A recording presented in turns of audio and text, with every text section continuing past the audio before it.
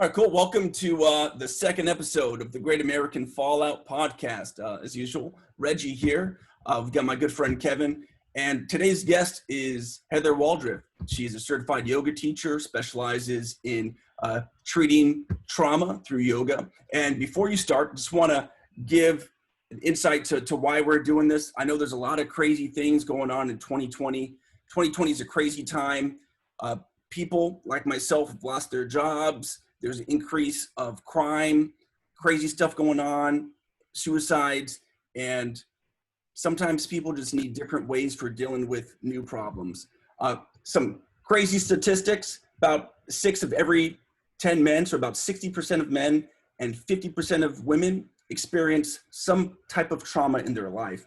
And if you go to the military, as far as PTSD, 11 to 20 out of every 100 veterans experience PTSD in their life. So it's a serious issue. And luckily we have a serious person to talk about and learn more about. So, hey, Heather, welcome to the podcast. And thank you for managing to get through my little rant there. Hi, thank you. And thanks for having me on this podcast. Yeah, like you said, 2020 is a crazy year. So finding alternative ways to kind of balance out the craziness is kind of where I come in. Like you said, I'm certified in yoga for PTSD and for sexual assault survivors who typically end up with PTSD. And so this kind of my fun little realm, it balances out my other world. So my other life, I'm in risk management. So I like to think yoga is risk management for the mind. There's actually a pretty cool article that I read by another risk manager of a municipality who wrote about what yoga taught me about risk management. And I was pretty dumbfounded because I thought I was one of the only yoga risk managers. So it's nice to know that there's other ones like us out there. Awesome. I like to think of it as a way to mitigate risk internally. So yeah. Great. Hey, so when did you start your yoga journey, and what are some of the things that inspired you to get you on the path you're on today? Yeah, so my very first experience with yoga, I was probably 8 or 9, and have you ever been to Santa Cruz, California? Oh yeah. Very hippie, very new agey, and my aunts and my cousin, we went. My cousin's about the same age as me, so we were 2 little girls with my aunt, and we're sitting in this old room, and we've never been to yoga before. We don't know any of the concepts, what we're doing, and we're just like giggling. And the instructor gave a cue, and now that I'm a yoga teacher, I completely understand the cue, but as a little girl, it was weird. And the instructor said to lift up the fleshy parts of your butt cheeks and press your butt to the floor. And as you can imagine, as a 8 or 9-year-old little girl, I'm like, he wants me to do what? And it was made worse because it was a male instructor, and I just like, he's telling me where to put my butt. And so needless to say, I didn't practice yoga for very long after that. And I came to yoga in college. Actually, my sophomore year in college, I had my own experience with sexual trauma, and I was suffering from severe PTSD, so enough where I had to drop out of college. I could not function. I was disassociating. I was going 4 or 5 days with 0 sleep. And so I was crazy at that point, because if you've ever tried to go 4 or 5 days without sleeping, it doesn't work very well. Sure. And so I reached out to our campus resource center, and they had me fill out this little form asking me questions, kind of finding the best way that they can help me. So I remember looking at the form, and one of the questions on there was, do you like yoga? And I was like, oh, sure, why not? I like yoga. And then so they put me into talk therapy, where the talk therapist, so like a traditional therapist, tell me how you're feeling.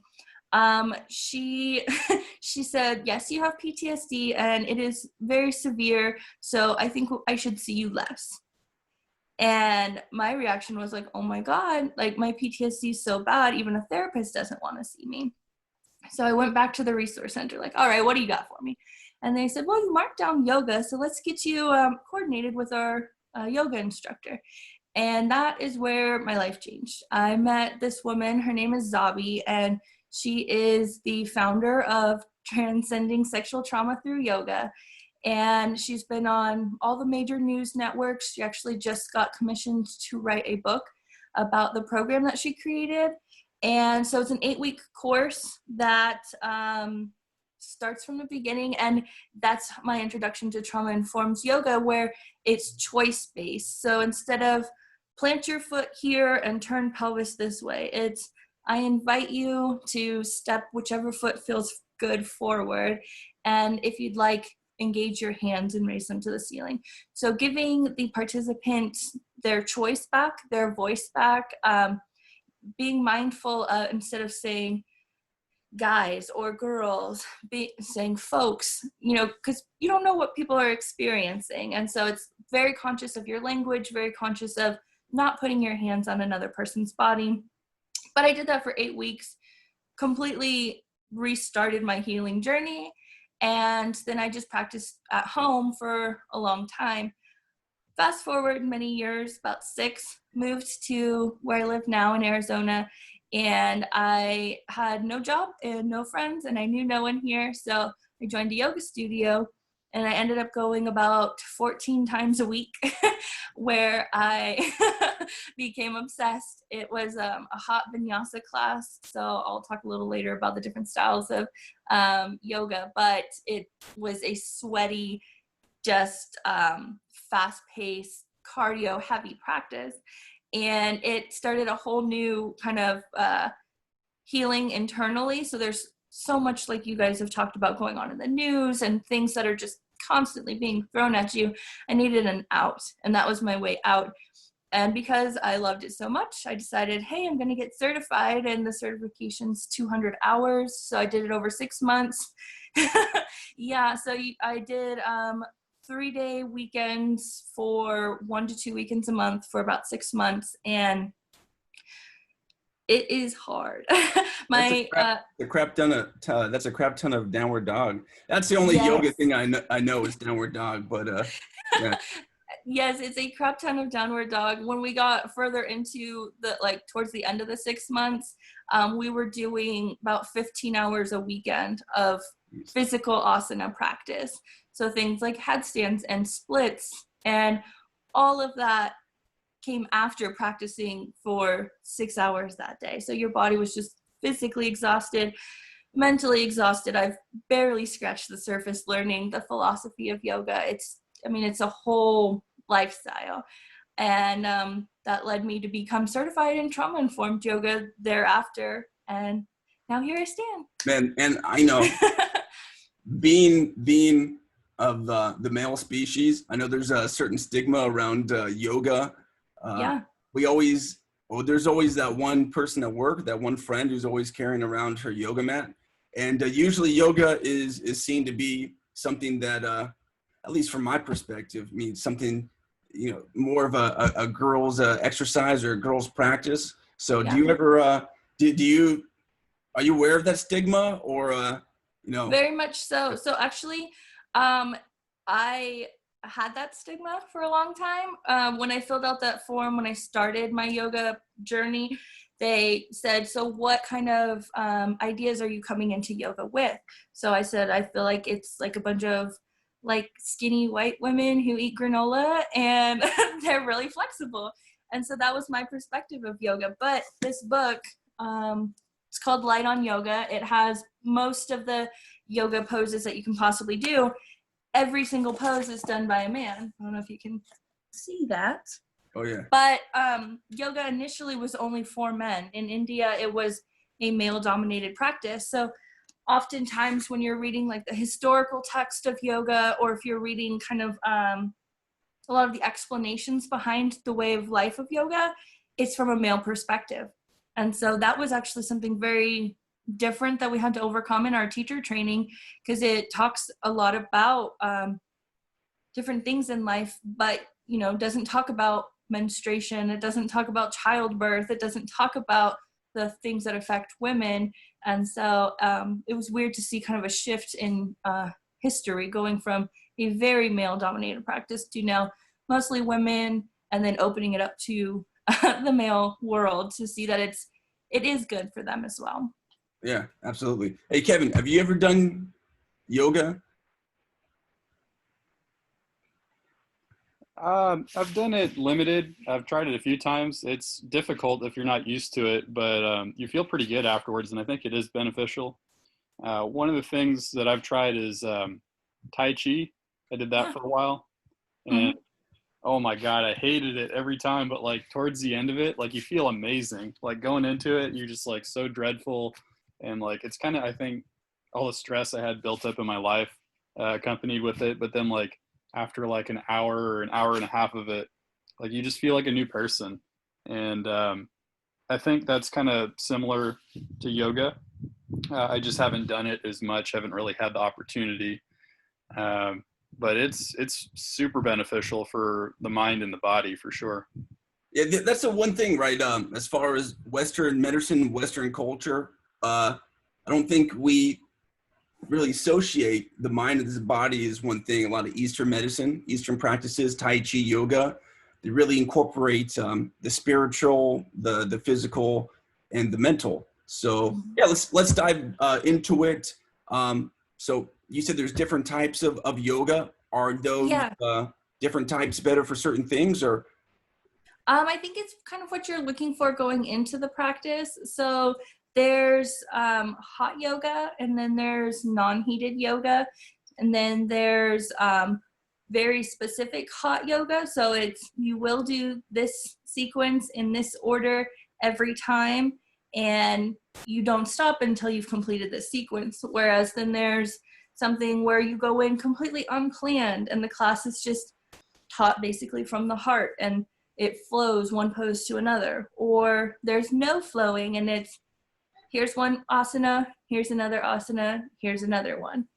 Or there's yin/restorative yoga, where you're going into it knowing it's a slow class. You probably are only going to do about 10 poses, and it's more so for calming the mind. And oftentimes that seems to be harder for Western population, is to calm the mind, because so many of us are type A go-getters ready to take on the world, and we want a hot, sweaty, fast practice, and we want it now, and can you fit it in between my 2 meetings?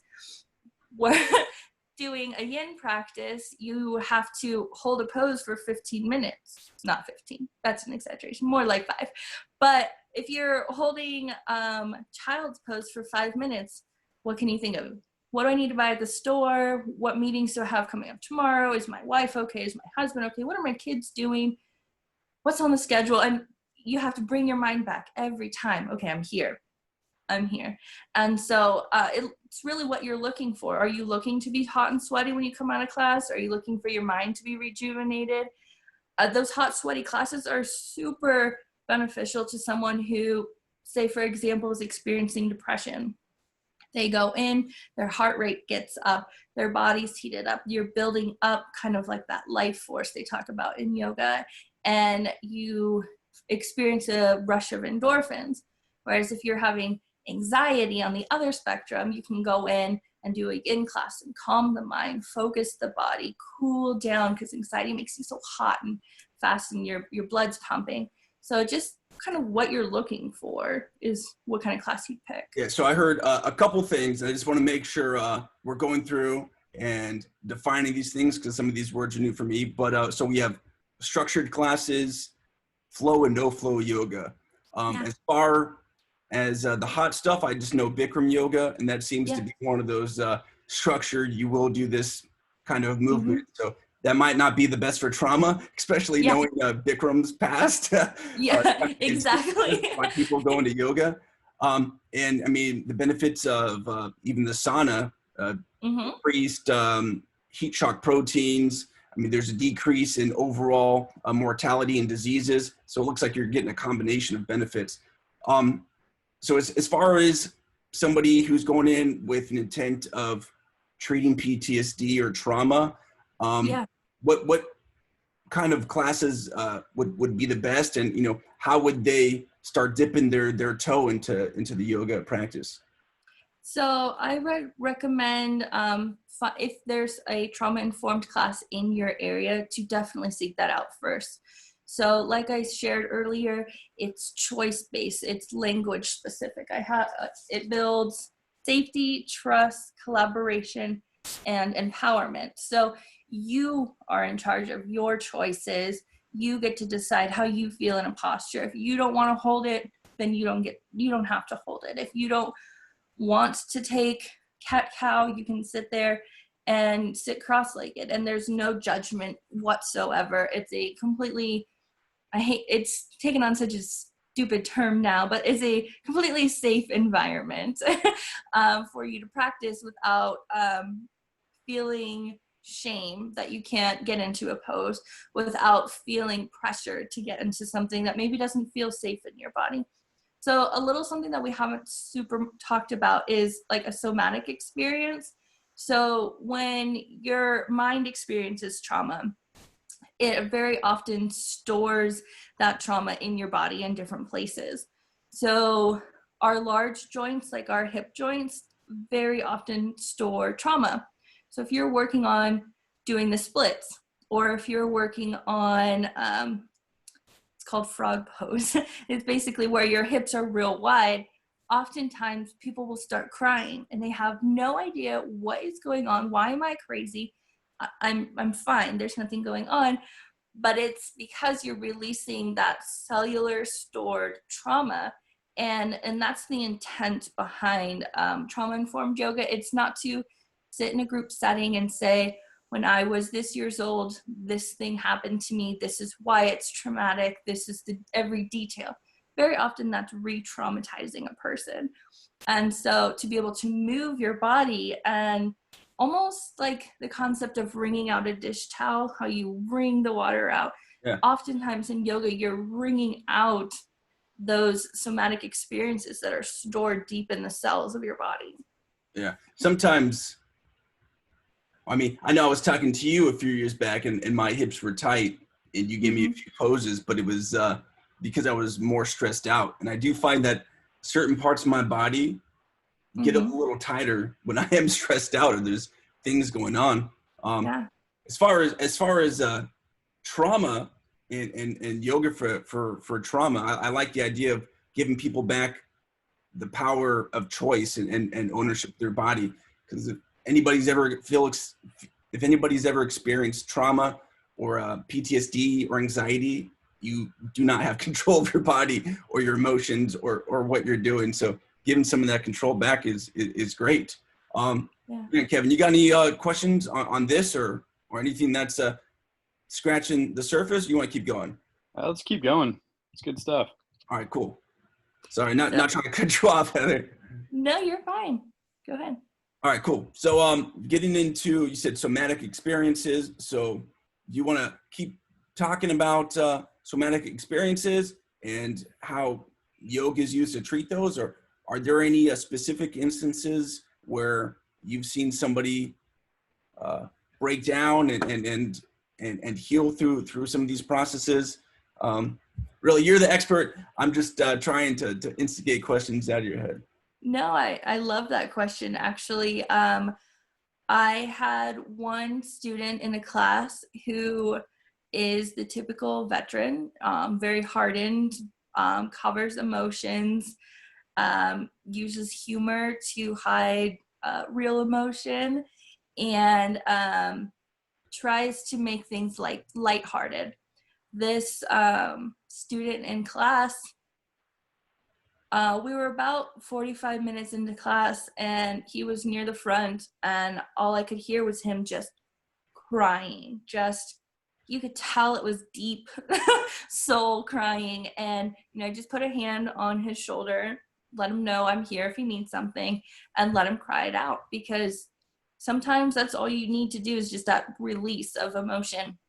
And so I spoke with this student after class and I said, what happened? And of course, typical response, I'm fine. You're clearly not fine. You have tears. Let's talk about this if you want to. And they ended up opening up about the stressors that they were going through in their life. And it's a real deal healing therapy where you don't have to say what it is. You don't have to make it known, but moving your body through that, moving and creating that flow of energy very oftentimes will be what's needed to change your direction. So if you're going down a path where you're just deep into your depression or deep into your anxiety, if you start moving, getting your blood flowing, oftentimes you can correct course and get back to center. I think I have, so this little flyer, it's called How Trauma Can Affect Your Window of Tolerance. And if you look up window of tolerance, this is one of the first things that typically pops up. But trauma can make you either hyper aroused or hypo aroused. And so some of those things, hyper is when you're anxious, when you're angry, when you're out of control, you're overwhelmed. You kind of feel like that volcano experience. Or if you're hypo aroused is when you feel zoned out, when you're numb, when you dissociate. Yes, perfect, right there. Time can go missing. All of those things are when you're outside of your window of tolerance, when you're completely dysregulated. So knowing the symptoms of which direction you're at, if you're hyper or hypo aroused, you can do different types of yoga to bring you back within that window of tolerance. So where you're focused, where things are clear, where you're calm, you're alert of your surroundings without being scared of your surroundings. So for folks that are just listening, which is probably no one because this is only going on YouTube right now, but we're looking at the window of tolerance. So hyperarousal is when you feel extremely anxious, angry, even out of control. And then hypoarousal is when you feel extremely zoned out, numb, both emotional and physically. So from one vet to another, Kevin, does this sound like anybody you've known in the Army or through your experience? Yeah, I think it's almost everybody, including myself. So, yeah, I've definitely experienced those. And it's been a battle to work towards it. It's just one of those things where you have to take the first step. Because that's one thing that I noticed in a lot of soldiers or veterans, they don't have any coping mechanisms because none are taught to them. Usually it's just like, hey, it's the weekend, let's go get drunk. And then that's their coping mechanism. Yeah. And like, that's it. Or maybe go to the gym. But like, you know, it's like there's plenty of other ways to do things that are beneficial to you. And, you know, they're just not, they're not seeking it out for whatever reason. I mean, I guess they feel okay with it because I know I've felt okay with my life. I'm like, oh, I'll just deal with it. This is just how things are. But really, I wasn't okay. And, you know, you just don't know what to do. You don't know who to talk to about it because you want to maintain an image of strength. And that's one thing that just gets embedded or ingrained in your mind. I mean, it goes back to the male stigma, honestly. We've been programmed to think weakness is not something you're supposed to display. If you go out and ask for help, that's a display of weakness. So even if we are experiencing a lot of these things, general statement here, but generally people feel stigmatized to go ask for help. And you go back to coping mechanisms. When I was in active duty, the number one coping mechanism was to drink. To drink booze, and the second one, like you said, was to exercise. So, man, drinking. The question arises: what happens when your coping mechanism is bringing you more negative effects than positive? That's my first question that I would pose to anybody who uses alcohol or any substance as a coping mechanism. The second one is, what do you do when you have a healthy coping mechanism, but then it gets shut down and you can't go to the gym, or you can't do jiu-jitsu, or you can't do yoga? Seems like yoga is one of those things you can do anywhere. It's kind of universal. So once you discover these types of things, you can bring these tools wherever you go. So that's great. So Heather, one of the things that's synonymous with yoga is chakras, it's meditation, and maybe when I think of yoga, incense and crystals and all of those things. So do those things come into play? And if so, how? And how can we as people with trauma or any stressors in life utilize those to have a greater impact on yoga and the yoga journey? Yeah. I think they definitely come into play. I think oftentimes they're kind of thought of as like the woo-woo things in the spiritual world. So like sage and incense and crystals, it's like, okay, you're a little witchy for me right now. But if you can put up the 8 limbs of yoga, one that I sent to you. So yoga kind of all builds on itself. So typically in the Western world, we think yoga is just the physical postures, but it's 8 different limbs, as they call it, that comprise all of which is known as yoga.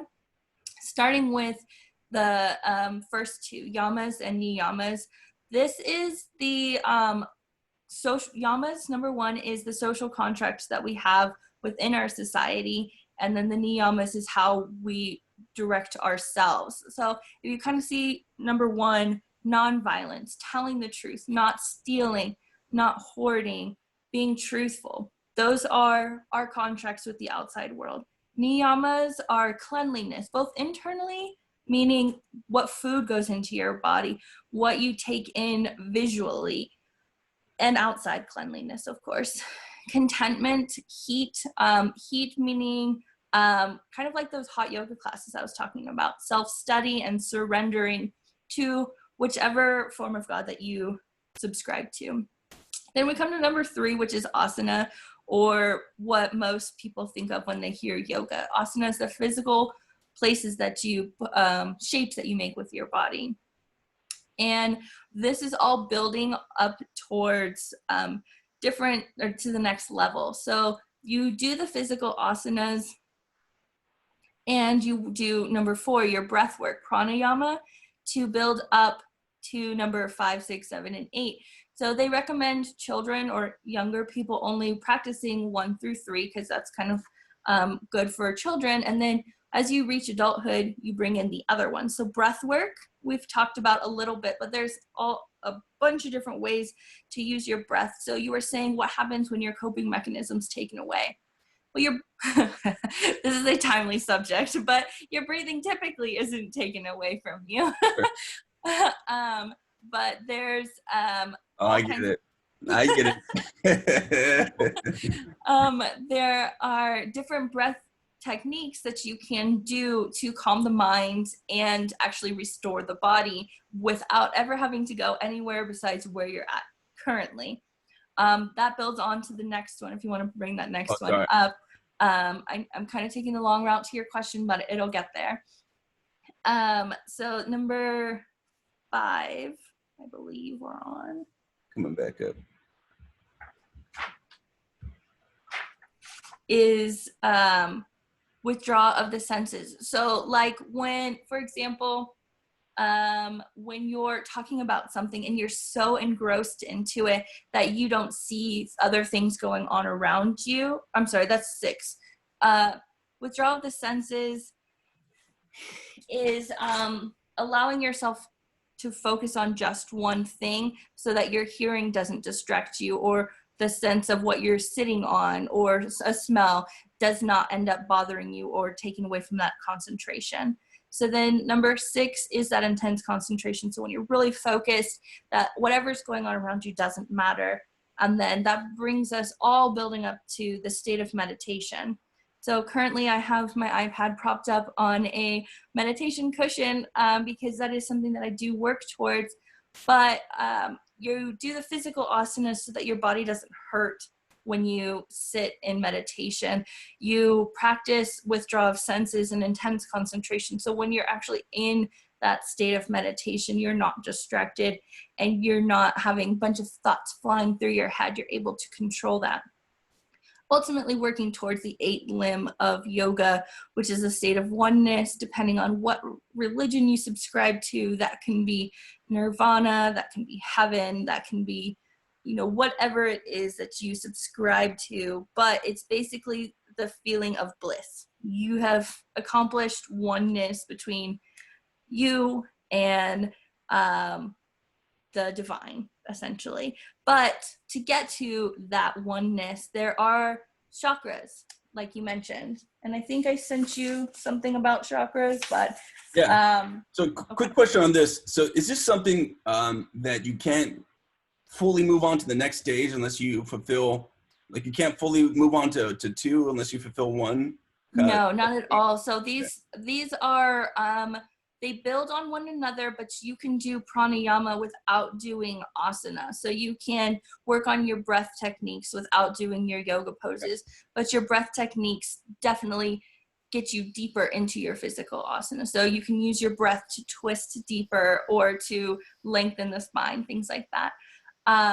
But the chakras, like you mentioned earlier, there's 7 of those, and they each are assigned a color and a basic meaning.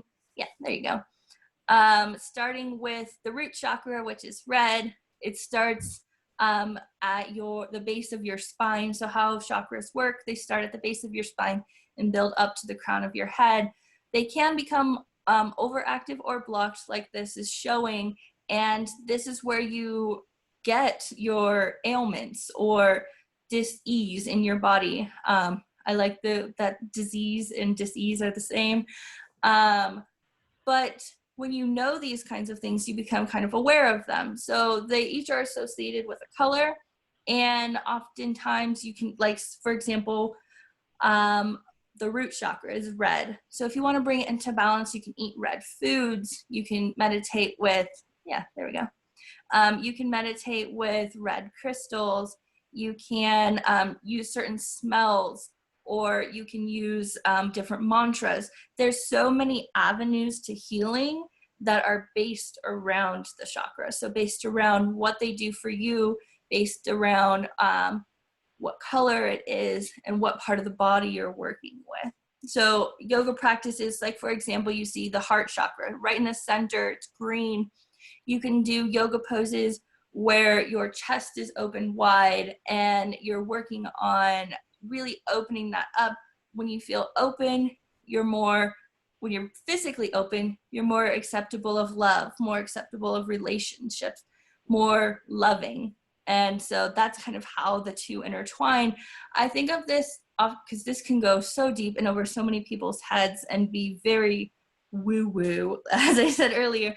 But it's where your attention goes, your energy flows, the concept. So if you're really focusing on why do I not feel safe? Why do I not feel grounded? Why do I not feel rooted? And you start eating good foods for your body. You start focusing on the mantra, like, I am here, I am safe. And you repeat that over and over. It becomes a reality. You are, in essence, manifesting your safety and your healing journey, and you work your way through them. And I do want to take the time to acknowledge that this coming definitely from a place of privilege where I'm able to do research and read these documents and say, oh, I want to eat yellow foods today, because some people don't have that opportunity. They eat what's in front of them, or they don't eat it all. So there is that whole component of privilege in yoga. And I think one of the things that trauma-informed yoga tries to do is break down that concept. And yoga is for everyone. Healing through physical practice is for everyone. It's not just for, as I had earlier in my life perceived, skinny white people who eat granola. And so, yeah. You asked about incense. Personally, I don't use a ton of incense in my practice. But I use a lot of essential oils. So it's the same thing. It stimulates the senses. Yeah. Hey, Kevin, you ever do any chakra work? No, but I've been interested. I have used essential oils minimally. Like I tried it when I was sick one time, and it really seemed to help. Yeah. And it was suggested to me, and I figured, okay, sure, I'll give it a shot. And I'd like to say I think that it actually like sped up my recovery. I forgot exactly what I took, but I know like lavender is another good one for if you're trying to sleep and that kind of stuff. That's been helpful for me. Yeah, it's crazy because I really think that human beings are magical entities. Hear me out. I know this sounds crazy, but I don't think that we are our body. I think we're the energy behind our body. Everything's made at an energy. And if you put your mind, that's why the saying, if you put your mind to it, comes, you know, I really think that if you put your mind on this crystal is healing me, or this food is going to heal me, and you really believe it, that's why placebos work. It's because you have so much intention, and that's where your attention is going, is on feeling that. So that's great. I just recently started doing chakra work for the first time last week, and that's kind of what, you know, inspired me to bring Heather on and kind of explore this realm. But just me personally, I am starting to address my chakras one at a time. That was the advice that I was given. So all of my attention's been going towards my root chakra and my sacral chakra, just trying to build a strong base and a foundation before I try to get to my third eye. That's really where I'm going. I'm trying to get that extra psychic sight there, but that's great. I've heard about that with the third eye, the pineal gland. Like if you can get that stimulated, it's supposed to pretty much change your whole life. And I've heard of, you know, several things that affect it, such as, you know, what you eat being one of them. And I think you guys mentioned it previously, like the American diet isn't the best. You know, you mentioned everyone is always on the go, and they find a reason to not find time to either exercise or eat well. And when we put food that isn't really food into our body repeatedly, it prevents us from reaching our highest possible existence. Yeah. Have you guys, are you familiar with Maslow's hierarchy of needs? Oh yeah. That's why I was asking if that window of tolerance was sequential, because that Maslow's hierarchy of needs came right to me. But the chakras are very similar to Maslow's hierarchy of needs. So if you look at what, starting at the root chakra going up, they very much align with Maslow's pyramid scheme. Not pyramid scheme, pyramid. Maslow's Ponzi scheme. that Ponzi scheme. No, I like what you said, Kevin, though, about diet. So one of the things that is deeply intertwined with yoga is Ayurveda. It's the sister science of yoga. And they heavily focus on digestion and how the direct link between your mind and what you digest, and ways to improve your digestion, and what you can do to, they call it Agni is the digestive fire, to build up your digestive fire so that your body is functioning like at the optimal level. And it talks about like times of day that's best for eating, times of day that's best for holding meetings, for making real critical decisions, and then times of day where it's good for resting, where it's good for planning, for being strategic, and how those are not all the same types. Or you shouldn't do all of those at the exact same time during the day. And one of the really cool things I think about Ayurveda is that it's just like simple daily habits. You know, you don't have to buy this special pill. You don't have to go and do this crazy thing. And you can just do one habit every day and start increasing your digestive fire. You start feeling better. One of the weird things, and I have it with me, is tongue scraping. And weird's probably not the right word, but so in Ayurveda, there's all these different healthy practices. So you wake up in the morning, and they want you to wake up at a certain time, and you do oil pulling. So you take coconut oil and you put it in your mouth and you swish it around for like 10 to 20 minutes, build up to 20, because it's really hard to keep oil in your mouth for that long. But it is super good. So it takes the toxins out of your mouth. It helps whiten your teeth. It prevents gingivitis. It does all these crazy things just with swishing around coconut oil. And then, you can do it while you're showering. Then you get out, you spit it into the trash can, and then you use a tongue scraper. And I'm not going to do it because it's really weird. But you you just take this and you rub it along your tongue, and you do it 5 to 10 times. And it removes any film, which is gross, anything built up on your tongue. But what it allows is your body is like super, super cool. Like you were saying, it's like a magical being. When you eat, you're supposed to be able to, your mouth sends signals to your body of what you're eating and the best way to digest it. But if you have like a buildup in your mouth, you're not getting those signals sent from your mouth to your digestion. And so that's when you get food sitting in your stomach and you feel like, oh, I'm so tired, or oh, I feel so bloated or full. But if you're able to do tongue scraping, it clears the palate so that your mouth can send those correct signals and you can actually digest food properly, which I think is like super weird and super phenomenal at the same time. So you jumped right into Ayurveda, and this is one of the topics I was really excited about. So when I was doing my research initially on this subject, I was listening to Deepak Chopra rather, Yeah. and he broke down. So what are the different types of people? What's that called? So they're called doshas. Okay. Yeah, there's 3 different kinds. There's vata, which is made up of like ethereal and air. Then there's pitta, which I'm pitta to my core, is fire and water. And then there's kapha, which is water and earth. So each of these, or everyone, is made up of a little bit of each of them, but you're predominantly more one than another. And each one of these doshas kind of come with different qualities. So let's see, I'm trying to think of like famous people to use as an example, but like a kapha is, you would typically see as someone who's stockier. So they're bigger muscles. Yeah, there you go. They have bigger muscles, rounder features. They're workhorses, so you can rely on them. They're very earthy when you come to them. They give you a sense of calm. They ground you.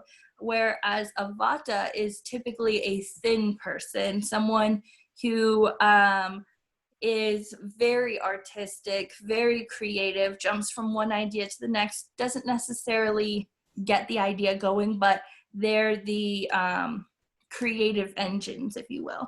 And then a pitta is definitely like the is like a definitely a type A. It's a person who struggles with perfectionism because they want to do it all, and they are kind of a little bit of the Goldilocks, where they are sort of in between a vata and a kapha, and they have more skin that's warm to the touch. They they get hangry, those kinds of things. But these 3 doshas guide everything in Ayurveda. So things from, there's pitta, vata, kapha in times of your life. There's pitta, vata, kapha in times of the day. There's people who are pitta, vata, kapha, and it's not just your body type, but it's also your mindset. So you can be predominantly physically one dosha, and your mental state is a completely different one. And you can also be out of balance in them. Yeah, that's one of the things I liked when I was hearing that, is not only did it's almost like your horoscope, where almost it applies to everybody, but from those 3 doshas, there was very specific examples of me and some of my actions, each of them. And even the person I was listening to, Deepak Chopra at the time, he was saying pittas have this fire in their gut, and like they need to consume stuff to keep them going. And so I like the fact that everybody has different parts of these 3 in them, and then, you know, an animal or different foods feed different parts of your body, and just the holistic kind of thinking to your mind, your body, and your spirituality is one of the things I think is lacking, especially with Western medicine. Hey, have you ever heard of these before, Kevin? Yeah, I definitely. I really don't like Western medicine. Like, like it. it doesn't treat the core problem. It's like a band-aid for everything from what I've seen. So like, I've always been more interested in other methods, and people look at me like I'm crazy all the time, but I'm like, well, you know, I feel amazing, and you have an addiction problem because you're taking these pills that they give you, and it's just like, who's really getting better here? Like, Yeah. So yeah, I don't know. I think people are just wrapped around the axle with that one. I kind of wish that they would shift back. Like, it's so aged and tested that how can you ignore it? You know, like, it's been around longer than anything, and it's allowed civilization to make it to where we are now. So, you know, how did we make it so far if we didn't have Western medicine before? Like, there are other ways to take care of your issues.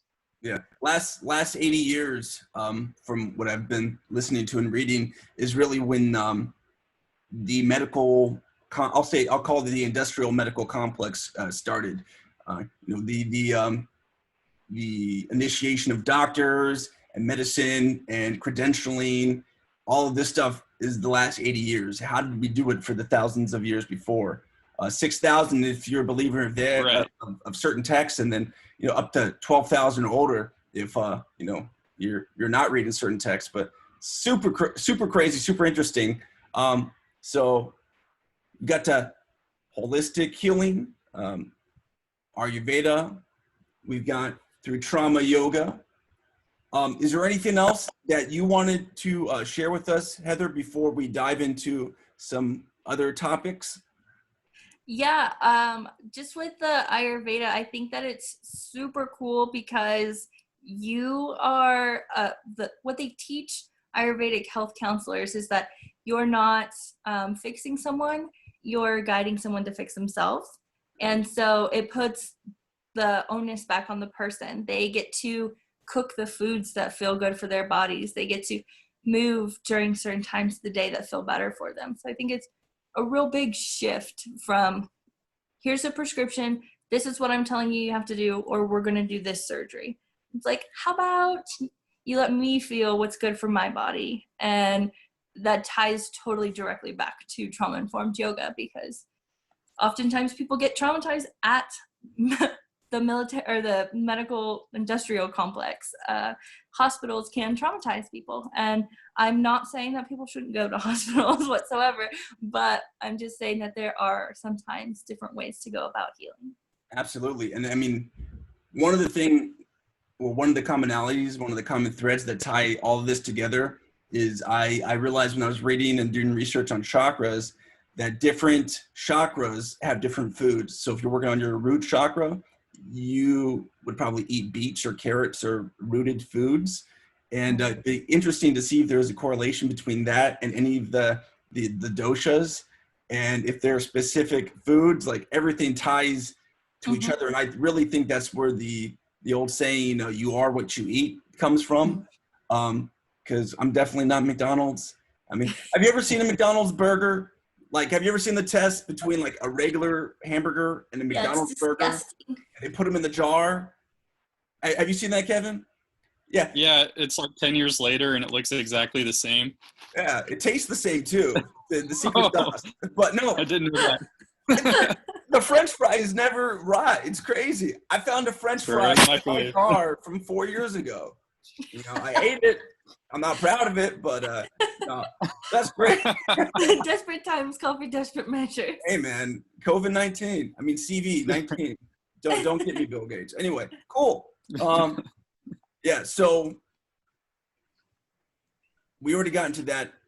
I'm going to flat out ask, you know, I know this is about healing and trauma and PTSD, but I just want to know, do you believe in aliens? Heather, do you believe in aliens? I just want to know. I had an experience the other day. It was pretty intense. So I have to ask, do you believe in aliens? I don't know that I believe in the little green emoji aliens, but I think we'd be silly to discount that we're the only living creatures in the entire unknown universe. So I believe in the possibility of something else. That's great. Did you see the declassified videos from the Pentagon? The declassified. I have not given them a watch yet, but yeah. I've heard that they've put them out. Yeah, that's all I gotta say. Hey, Kevin, how about you, man? I don't think I've ever gotten your take on aliens. What are your thoughts, man? Yeah, I mean, I'm in the same camp as Heather. It's like, it would be silly to discount that. And I did see the video that you're talking about, and then you had a video of your experience also, and it was eye-opening because it's just like, when you experience something that you can't explain, and like, there was that sound that came from that video from your experience, and it's just like, how do you explain that? Like, there's no explanation. And you know, I've seen videos online, but you know, it's nothing in person really. I think one time when I was a kid, I like saw something weird in the sky, and I was like super unsure about what it was. But like ever since then, I've never really experienced anything. But then again, I don't spend like a ton of time looking for it. So you know, I think if you're looking for something, you're more likely to find it. Absolutely. That's true with anything, honestly. That goes back to being a conscious creator, where you really put your energy is usually where it manifests. And the reason I ask, you know, it's not some tinfoil hat question. I really ask because when I think about yoga and Ayurveda and holistic medicine and healing, my number one question is like, where did the knowledge come from? And I mean, where did any knowledge come from originally? But are you familiar with any of the roots of yoga and some of these practices, or where they came from? Yeah, so the ancient texts of yoga are thousands and thousands of years old. They were originally passed down verbally, like most of our history. So there's not a real definitive way to find the root of where these Vedic texts came from, but they were just knowledge passed down. I have it in one of my books here. Give me a moment. I'll tell you exactly because I had it written down from earlier. But this is where I was saying the philosophy of yoga is like where I barely scratched the surface. Not because I haven't tried, but because it's like way over my head. I think this is something that I'll definitely come back to when I have more life experience. But like this one talks about like they're over 5,000 years old. So thinking about like nothing that we really have goes back that far, but it's said to be received through meditation and then passed down orally for thousands of years before it was put into what we now call the ancient text. So received through meditation. See, so again, up for interpretation. Again, the alien thing, it wasn't random. I swear I was not at all. So there's this concept of all of humanity getting these downloads. And one example of that is one day you're walking down the street and everybody, you can see their face, and then the next day everybody has a mask on. So in theory, everybody took this download of information, probably from the media and other sources, but we accepted it into our lives and we went on. I've also heard anecdotal stories of people receiving information or downloads through meditation. And even when you look back at Native Americans, they had specific ceremonies and rituals where they put themselves in a meditative state, got into a teepee, and got downloads from their ancestors. I mean, you see this kind of thing in Avatar where they plug directly into nature and they're one with nature and they're getting this ancient medicine. And so I was going to loop it back to meditation because meditation is one of the things that I didn't start doing until a month ago.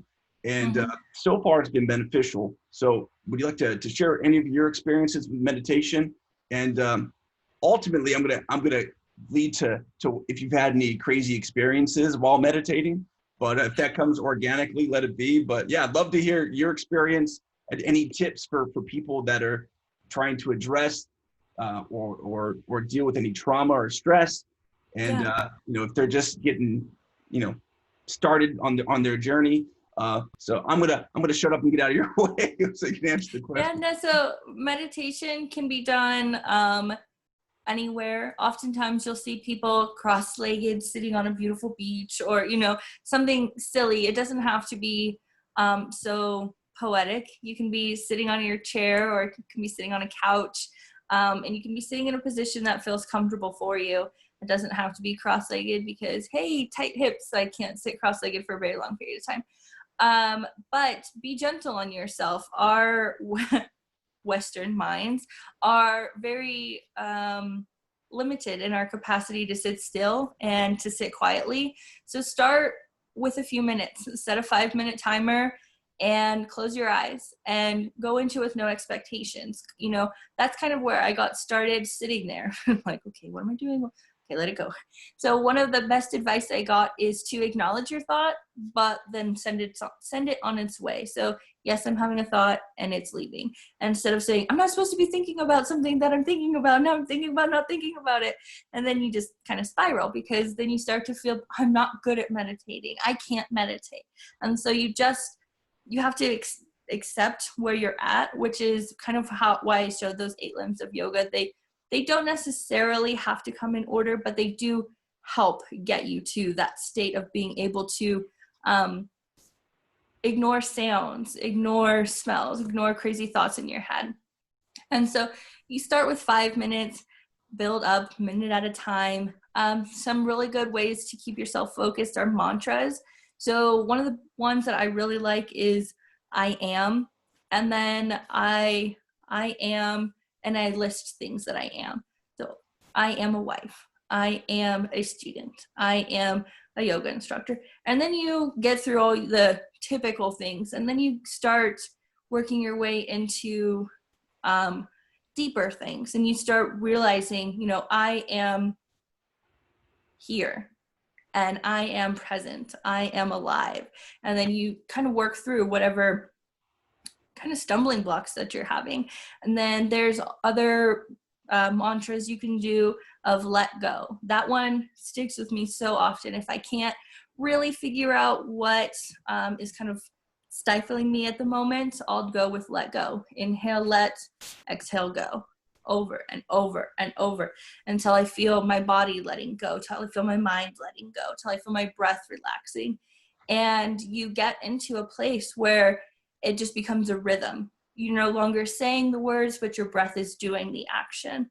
And you can build up from there. I know people who've done meditation for a couple hours. I'm not there yet. I got other things on my list that I'm working on. But I have not had any super crazy experiences with meditation. I will say I've done some chanting with meditation, which felt a little weird starting out.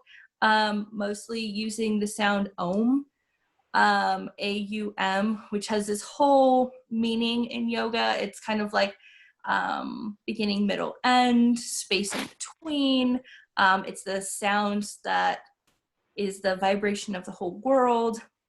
Very, depending on what you want to think about it, it can go in a lot of different directions. I have it tattooed on me here, so it is very special to me. But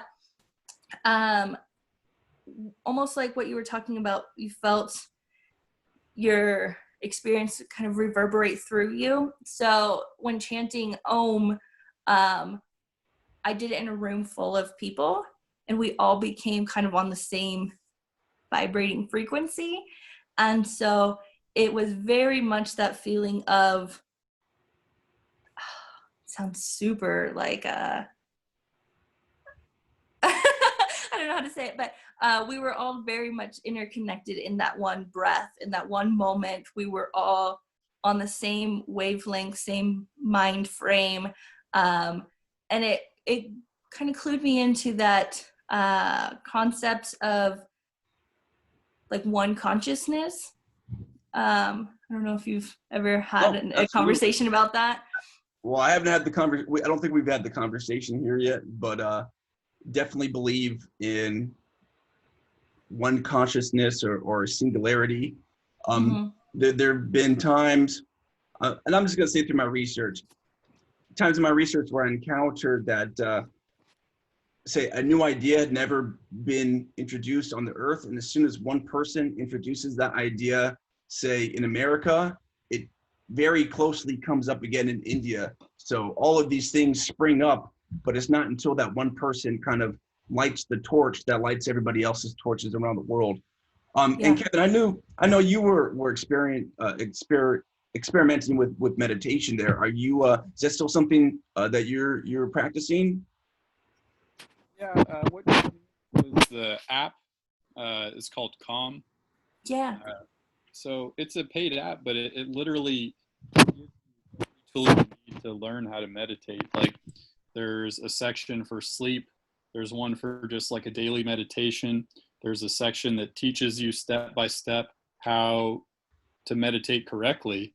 And there's just like so many features of the app, and it's been really beneficial for me. You know, like say if I know I have something important coming up where I have to be alert and aware, usually I'll just run through like a quick 10-minute meditation, and then it feels like I just got hours of sleep. It's kind of crazy. Like 10 minutes will do a lot for you if you're able to really get deep and down into it. One of the other things that I did was the deprivation tanks with the Epsom salt, like the salt water floats. Yeah. Those were also amazing. I've heard that selenium is supposed to be amazing for your brain, which is what's in Epsom salt. And just the idea of being weightless, essentially, you're just floating. There's no stress on your body. And if you choose to, you know, you can close the tank and you're in complete darkness, which it causes, you know, claustrophobia for some people, but I just wanted to go for the full thing, so I did it, and it was amazing. Like it was an hour-long session. Like after I got out, like a sixth sense, super aware and sharpened, and it's something I've wanted to do more. But with everything going on right now, it's not the easiest thing to do. But I intend to continue doing that because it's super beneficial. Like, I don't know if you've seen how many professional athletes use this, but it's widely used in, you know, the NBA, MLB, NFL, just because it kind of like focuses your mind on the task at hand. And, you know, for them, they have a task that requires a lot of skill to compete. So, I mean, that tells me something they do it. I've done it just every now and then, and it's yielded some great benefits for me. Yeah, deprivation tank is definitely a step up. I did it before I even got into meditation, and at some point I closed my eyes and opened my eyes, and I couldn't tell if I was either. So I just kept my eyes open. And I kid you not, I eventually saw swirling lights, very, very dim, very strange, because I just picked up a crystal, but the light was very, very dim and kind of lavender like that. One of the things I've experienced, you know, as somebody who has PTSD, for the record, I have PTSD, something that a lot of people have, but as somebody with PTSD, I realized that I get triggered emotionally very quickly. And one of the things with meditation, even after my first week of meditation, I was able to say anger is a person. I was able to hear anger knocking at the door, and then I heard him bust in, and I was sitting on my couch, and I was able to watch him walk through my house, and I kept my eye on him until he walked out the back door and he was gone. And then I was like, oh, that was the first time I experienced the emotion, but I wasn't the emotion. I saw the emotion and I was aware of it, but I didn't become that emotion. I didn't take on any of the traits because it was something I was aware of. So just you were able to stay in your window of tolerance. I guess so. Yeah. There you go. Have you guys heard of the Schumann Resonance? Mm-mm. So No. they're that would sound like a quack, but you know what else is new? So let me just pull up a Wikipedia because we all know that's the greatest source of information ever, right? But let me pull up the Schumann Resonance to make sure that I am capturing this correctly, and then I think it'll tie back into what we're doing here. It's kind of weird. So the Schumann resonance are a set of spectrum peaks in the extremely low frequency portion of Earth's electronic magnetic field. And the Schumann resonance are global electromagnetic resonances generated and excited by lightning discharges in the cavity formed by Earth's surface in the ionosphere. We talked about the ionosphere last time with Nikola Tesla, but this is actually not what I wanted to bring up. The Schumann resonance is resonance that you can measure, and it is measured. Maybe this is what I want to bring up. Self-doubt, stop. Essentially, there was a worldwide coordinated meditation, and after the meditation session, the Earth's resonance, the Schumann resonance, actually increased. So just by meditating and increasing, their consciousness, this group was able to increase the resonance of the Earth. So that's how powerful I think meditation is.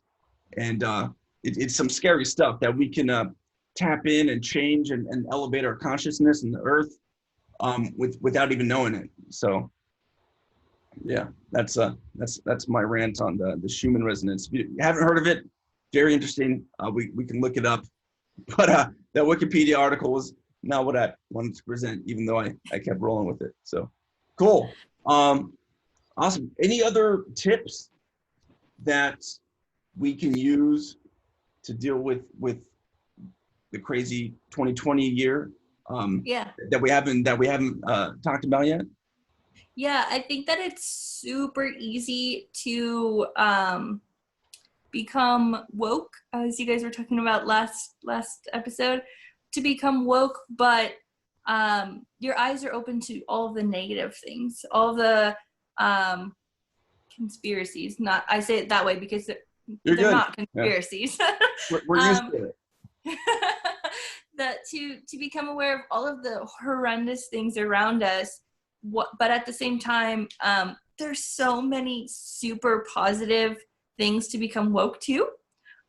So new forms of healing, new ways of doing things, a lot of what we've talked about. And I have 8-9 books surrounding me, and I've read all of them, and I feel like I've just began to touch the very top of things. So there's so much to dive into. I think that it's super important to balance out when you are consuming a lot of information that could be like mind-blowing. If it's your first time reading it, to balance it out with movement, moving your body, with meditating, with really grounding experiences, because oftentimes your head starts to race, so you feel a lot of airy qualities. So doing things like earthing, eating foods that make you feel grounded, even as silly as it sounds, sitting down on the ground allows you to feel a sense of grounding sensation.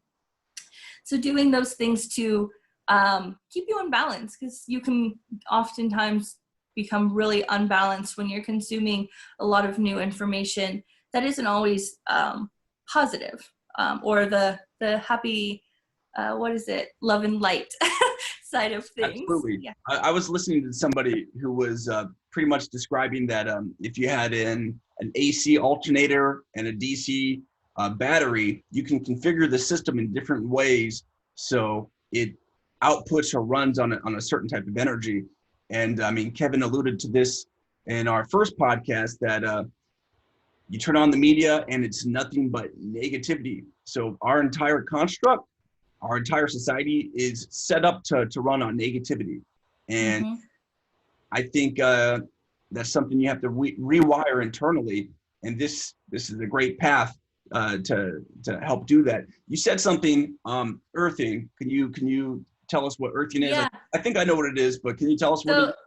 Earthing, I don't know the exact technical science behind it, but you remove your shoes, remove your socks, and you go outside and you allow your feet to be on the ground. It has to do with positive and negative ions, but it also has to do with reflexology, so different pressure points on your feet, where when we wear shoes, we don't get to feel the different levels of rocks under our feet, or grass or dirt.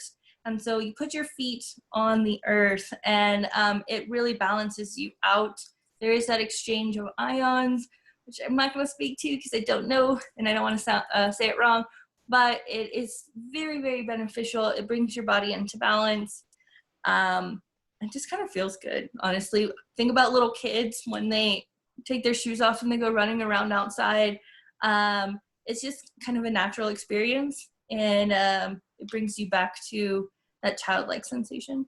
Yeah, I mean, I'm putting back my tinfoil hat on. So we already know that the Earth is, it emits electricity, and that we're all electrical beings. It's just crazy that our shoes have rubber on them, and that repels electricity.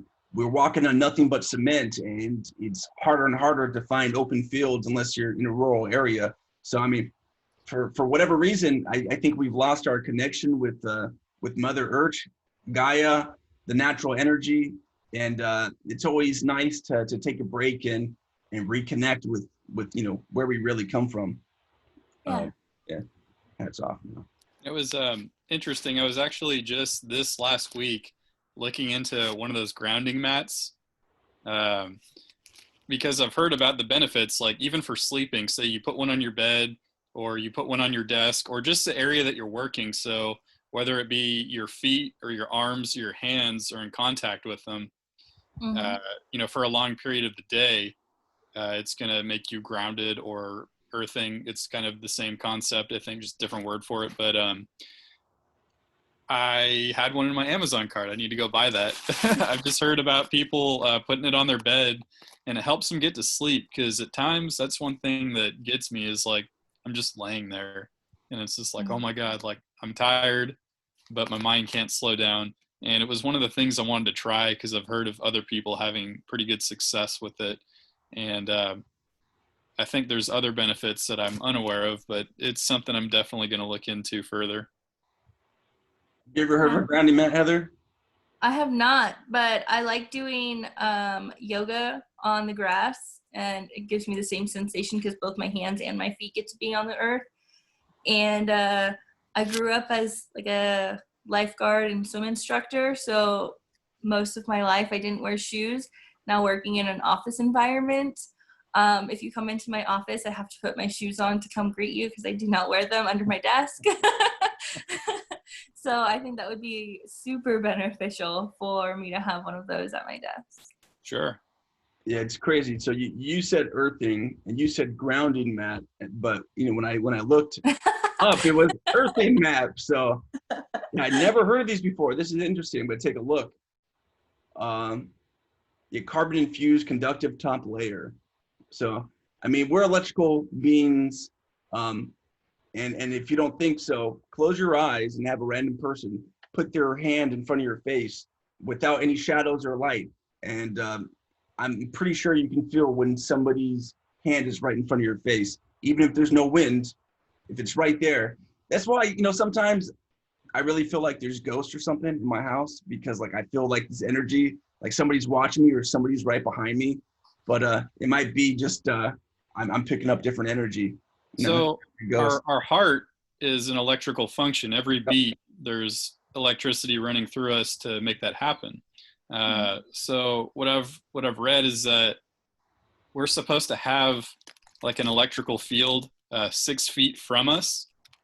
So that's kind of crazy, because one of the things that has been put out is we're doing social distancing and you're supposed to be 6 feet apart. And when you interlock with someone's electrical field, it's sort of like the same stimulation as, say, giving someone a hug, where you get dopamine from it. And human contact is important for us. I mean, for multiple reasons.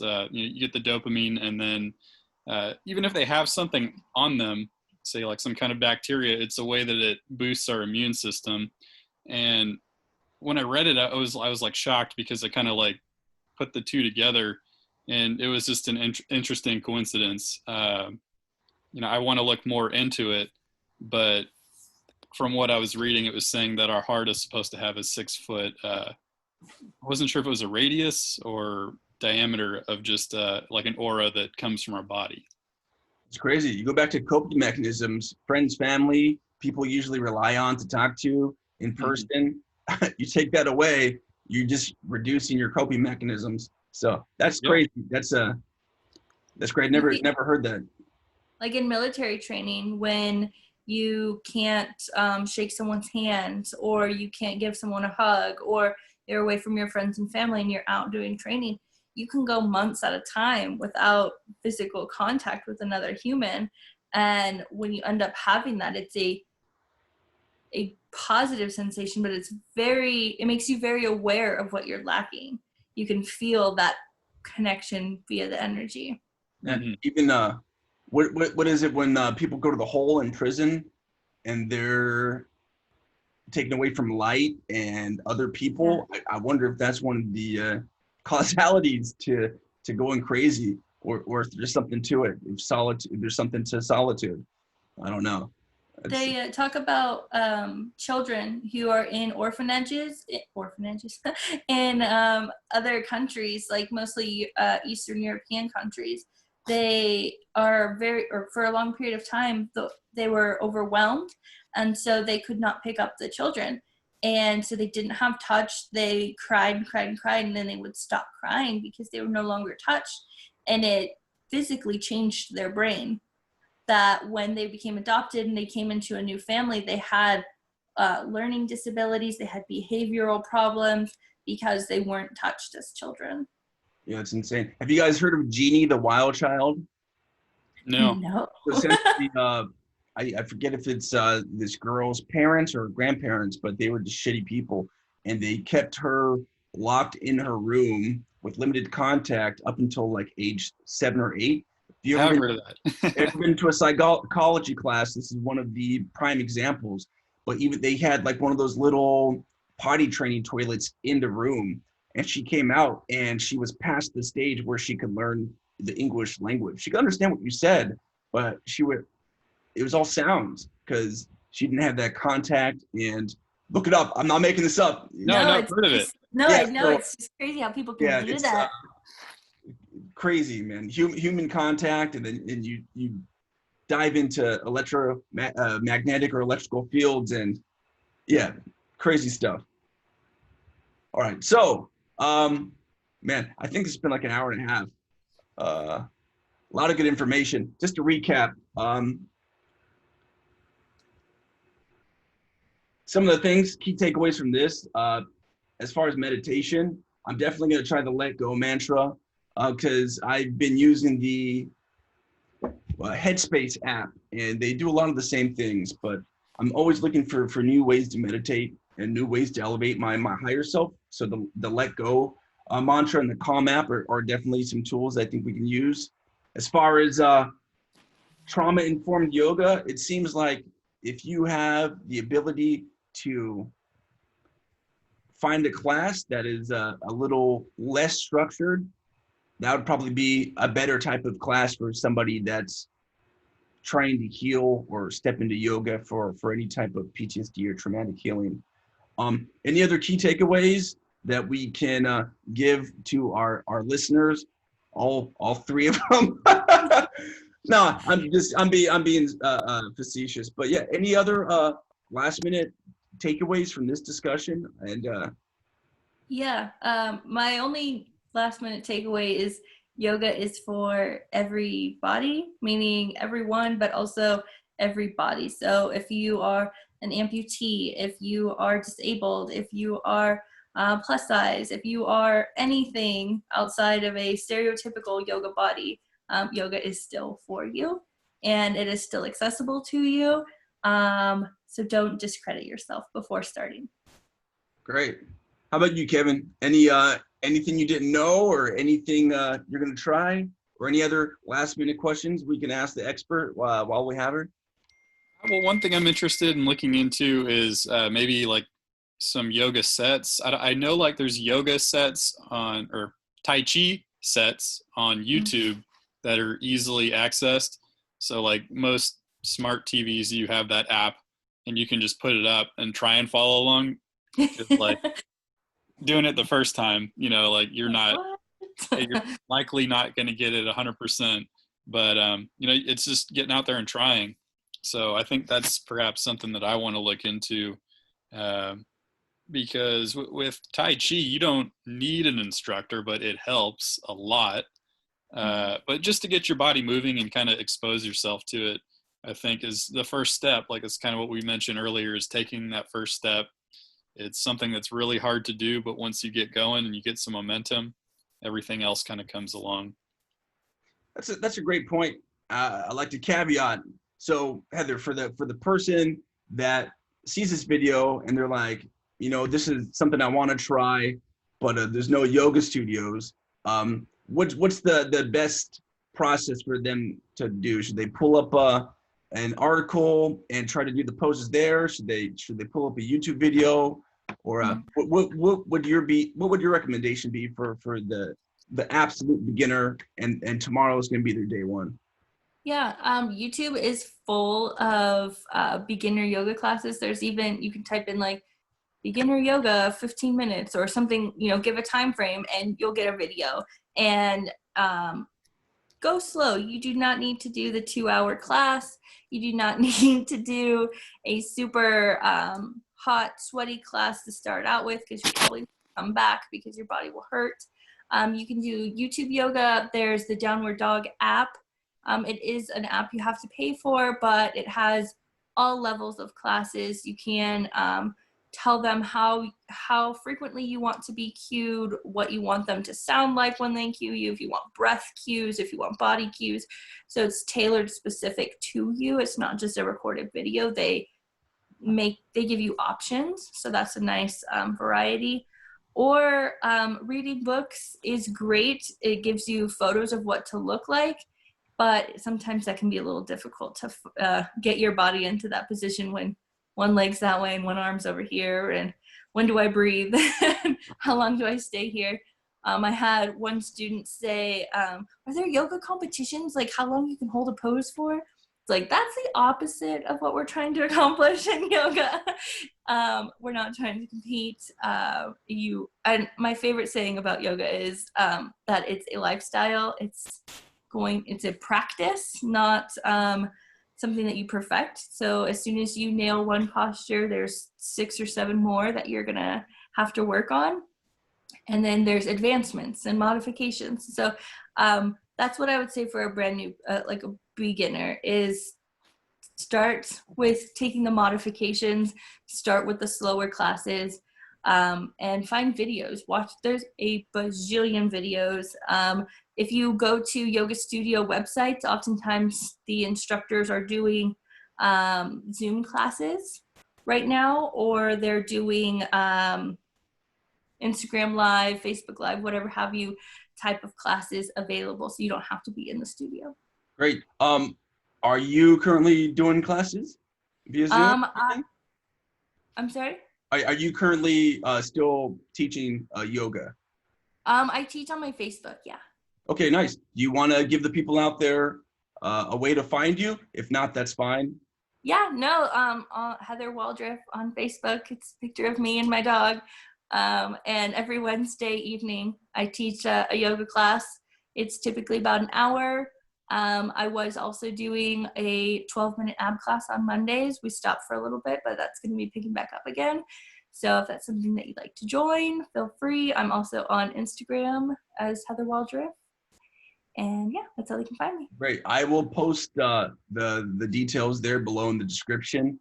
And how do you end your yoga classes? Is there any specific thing that you say at the end of your yoga classes? Yes, there is. When I end my yoga classes, I say namaste, and I remind all the students that namaste simply means what's good and light and powerful in me honors what's good and light and powerful in you. And then I say, if you'd like, namaste. Namaste. Hey, seriously, you are the first person that we had as far as an interview. You're the first person we interviewed. That's what I'm trying to say. Just trying to say it, not in my own words, but you're the first person that we've interviewed. So, wow, getting some crazy feedback. So seriously, thank you for this. Obviously, this is our second podcast. It's a learning experience, but yeah, I think this is great, and we'd love to have you back on sometime, and maybe get a little bit deeper into some of the things we touched on.